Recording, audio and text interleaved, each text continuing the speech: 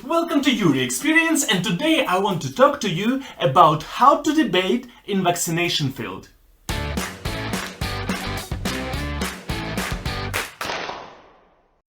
Especially nowadays, the topic of vaccination is very important. We are coming closer and closer to the point where many people will be vaccinated from COVID-19, which will lead to world going back to normal, or actually world going to a new normal, because I personally don't believe that the world will remain the same, at least in Germany. I know for sure that Germany will change in some ideas in comparison to prior to coronavirus. And since there are a lot of different various news about coronavirus vaccination, people don't really know what to trust.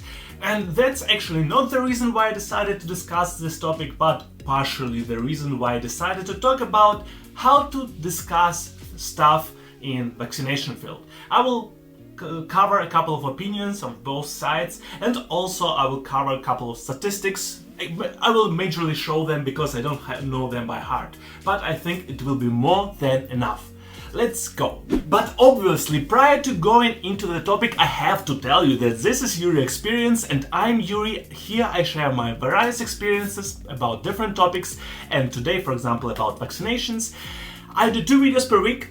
Both of the videos I personally like. I hope you will like them too. You can also like this video if you will enjoy it, or you can also subscribe. Yeah, you can also subscribe to the channel. That's all. Let's go. So what is vaccination? That is an official definition, but what people more or less understand under vaccination is you come to a place, to a doctor normally, and that doctor puts something in you. Then maybe you feel bad for a couple of days, and afterwards you have immunity from some kind of virus. Obviously it is more complicated than that, but for general user, general patient, it's more than enough. Most of people, in my personal opinion and experience also, don't want to know more than that. Why do you need that knowledge? What vaccine is actually made of? That's basically distrust to science and to medical field, which is a good thing. You shall distrust to some level, But how high shall that level go? How much of distrust shall there be? Let's step back. It is okay, normal, good. I will even go there. It is good to criticize something, anything, to be skeptical about anything. Obviously everything. Obviously about vaccines too, about vaccinations too. It is okay to be skeptical about them. And there are a lot of reasons why you can be skeptical of vaccinations. For example, even if you get your vaccine, you still can get ill. So only because you get vaccinations, that doesn't mean that you are completely 100% immune. First, vaccination can not work for some particular strain of illness. In particular, we see that with flu shots, like every year, because flu shots normally provide you some defense against 3 strains. Most of other strains are not covered, but these are most probable strains that will attack you. And even if vaccine work, it doesn't mean 100% saving, no. Pretty much high percentage, maybe 60%, 70% or whatnot, but not 100%. And that's what a lot of people criticize, but that's actually something that is not achievable. Science doesn't work with 100%. Medical science is also science. Medical field doesn't work with 100%. 100% is not achievable. It is not possible to put something in your body and after that you will be completely 100% immune. Not possible. Still, since vaccination doesn't provide you 100% defense and has some risks to it, and there are some short-term risks, high temperature and stuff like that, and long-term risks, I hope I will just cover a couple of them here. Since it is also bad on one hand and good on the other hand, there's always the question, are benefits good enough to cover all the downsides? That is basically one of the main points of people who criticize vaccines, and it doesn't matter whether a person just criticize vaccines, is skeptical, or is really anti-vax, like vaccines are bad for your body. all of the people are saying, are risks as low as people say? Are benefits as high as people say, or as science says? And are benefits really worth the risks? And there are also a couple of other topics. For example, all of us have immunity. We have some inbuilt immune system. Our bodies are working continuously to make our defense system better, and it doesn't matter whether we put something in our body or not. So basically, vaccination is not something that is definitely needed. It's not something that nature provided to us per definition, which can bring this idea, if we already have some kind of immunity, if nature didn't put it into us like this vaccines that we put in us, do we really need them? Don't our bodies have an ability to heal themselves anyway?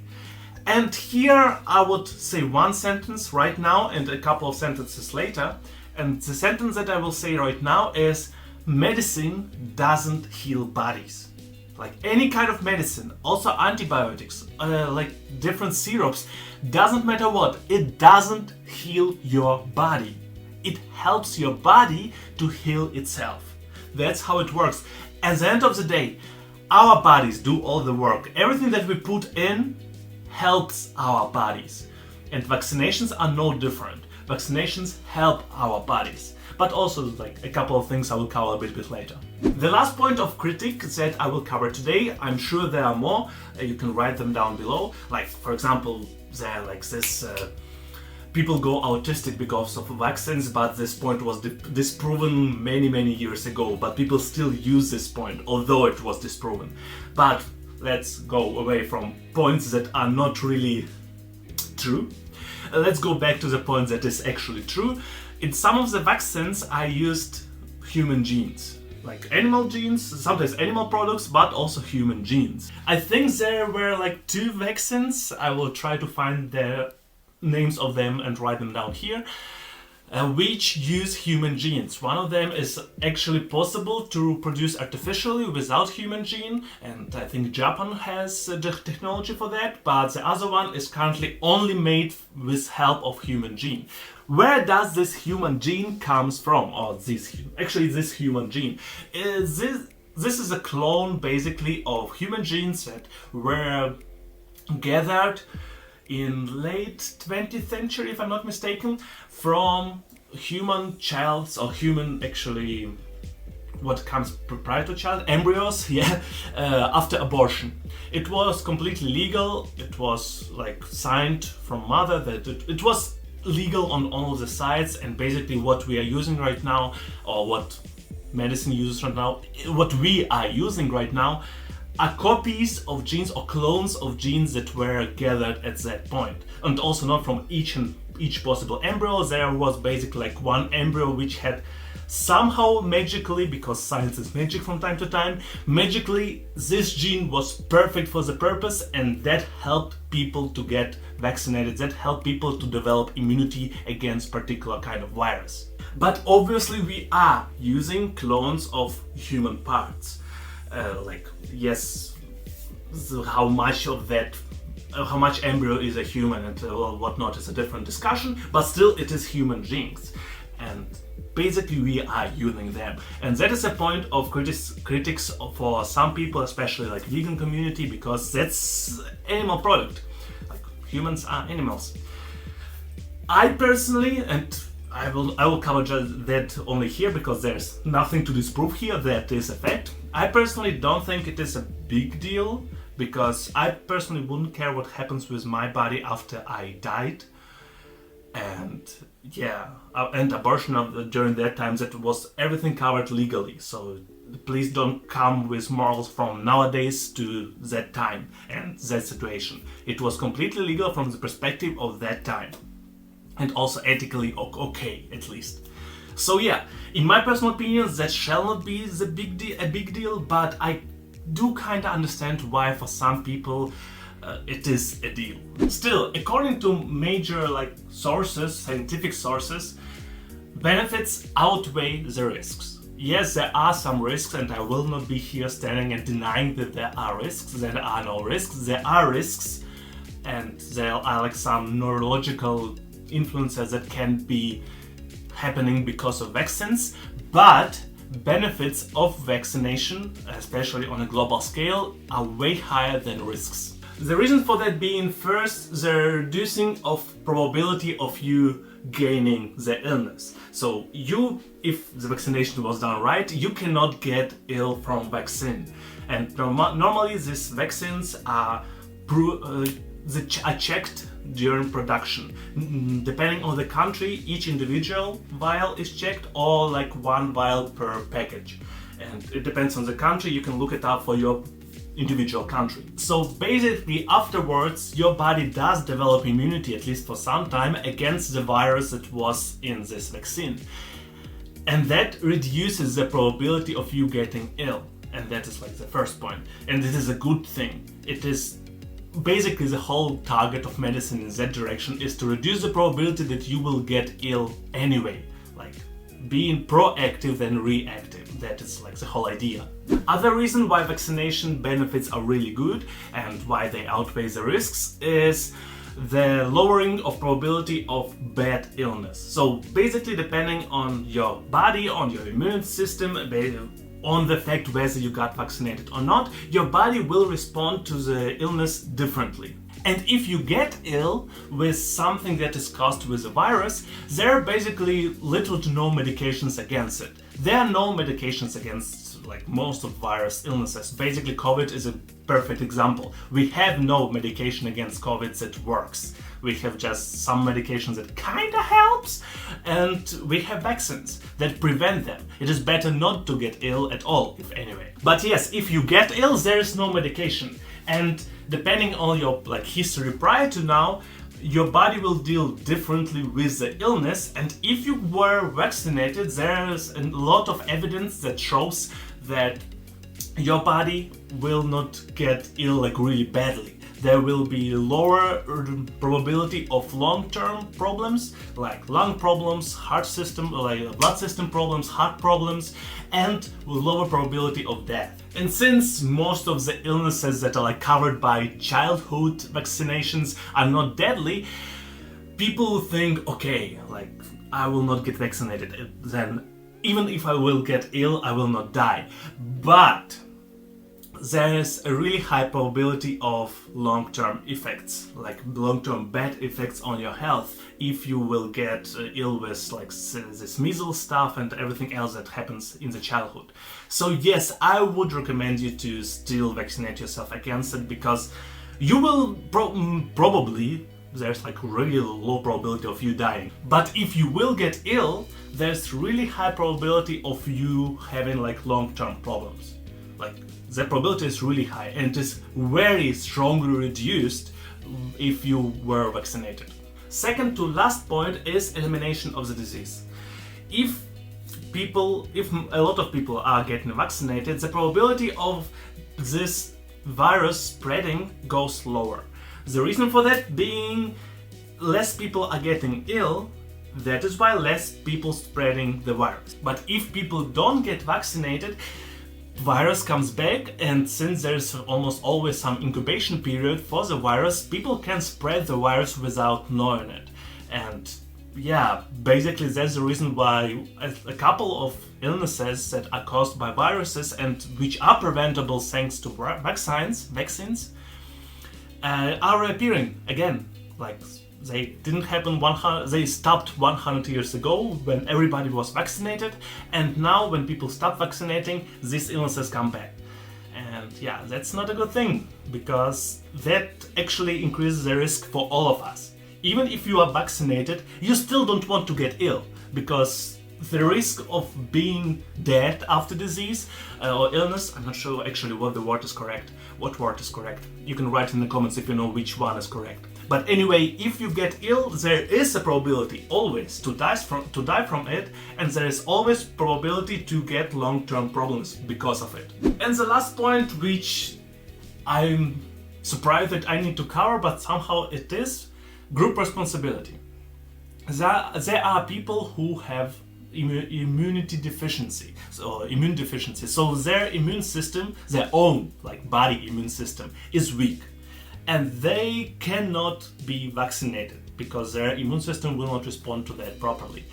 They basically survive because everybody else is vaccinated, or survive. They don't get ill because everybody else don't spread disease, because everybody else don't spread the virus or viruses.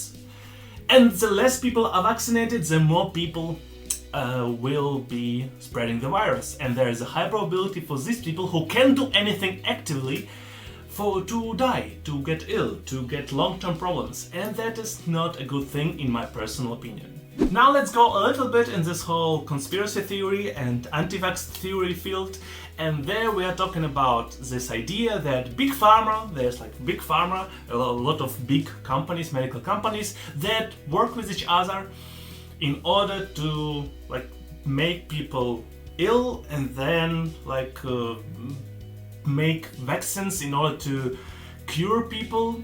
And they also influence science, if I'm not mistaken, and that is why a lot of science publications which are saying that vaccinations are good are actually wrong. And everything I could say is there is a pretty high probability of a lot of pharmaceutical companies to work together, or to have some connections if it is needed, and it is always needed to develop something new. But first, in my personal opinion, or to my knowledge, if these companies would actually influence like biggest part of science, there will be still a lot of information that disproves them from independent sources. So there shall be a lot of scientific publications that are of high quality which disprove them, because it is impossible to cover everybody, because different countries have different interests and different scientists have different opinions and different viability, so how big pharma can buy them. And the second point, which I already touched, conflict of interests. If big pharma would actually exist, then there will probably exist also something else, like a big connection between insurance companies. And insurance companies are not interested in people getting ill, because if people getting ill, they need to pay money for them. So basically there would be big conflict of interest between big pharma and big insurance.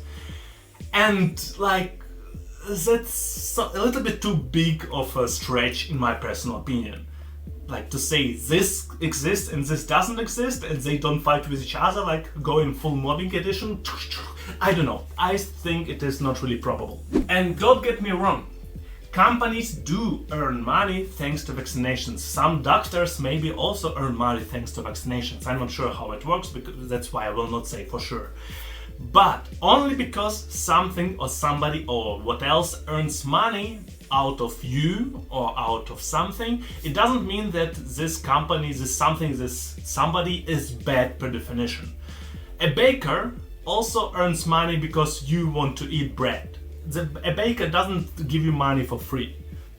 That's how our whole society works, and we don't even need to go into capitalism, because in every other way of economical system there's always like exchange of something for something, and people need to live, people need to survive, people need to eat food, which is why, since you still need to eat bread, baker will sell you bread. Since there's a lot of proof to show that vaccinations are good for you, there will be companies that produce vaccines. I think it makes sense, in my personal opinion. The last topics that I will cover rather briefly, because I'm not knowledgeable enough to tell more about it, is COVID vaccine. I have 7 to 10 sources of various people, and most of them agree that most of the vaccines that are currently most famous are good. So they are really good in terms of quality. Yes, there are some downsides for one and other things for another, and there are a lot of news that stretch some new information and make it appear worse than it is or better than it is, which is why I wouldn't recommend you to watch news for information about vaccines. Look for doctors for information about vaccine, and actually the more doctors the better. For example, doctors, or some people who know the science behind it. For me, it sounds like most of the vaccinations that are popular are good, and you shall get one in order for for people to stabilize the world back to its more or less stability, equilibrium, to a good state. You get what I mean. And also, I think CDC made an announcement that if you get vaccinated, then you can live as if Corona is not there, which is a good reason to get vaccinated anyway. Like, then you can go everywhere and do whatever you want. Like in Europe, like in Germany, for example, we still have a lot of, like, everything's closed actually, basically. We have pretty much lockdown. Everything is closed, like gym is closed. You cannot go pretty much everywhere. Which is why, yeah, get vaccinated.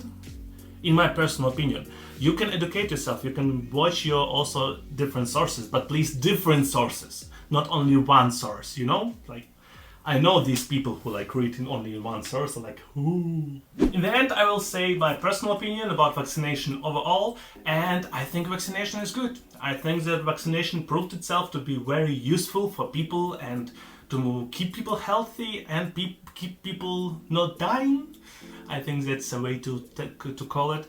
And speaking, by the way, of our overall immunity, our immunity is really good. Like, it works in magical ways. If you think that people understand how our bodies work, you are wrong. People assume most of the things, and there are like there are a lot of studies that covered a lot of topics, but people overall, and scientific community overall, doesn't freaking know how everything works. And the immune system is also like a part of it. There are like some guesses, some assumptions, they are higher and less probable, but that's how the world works.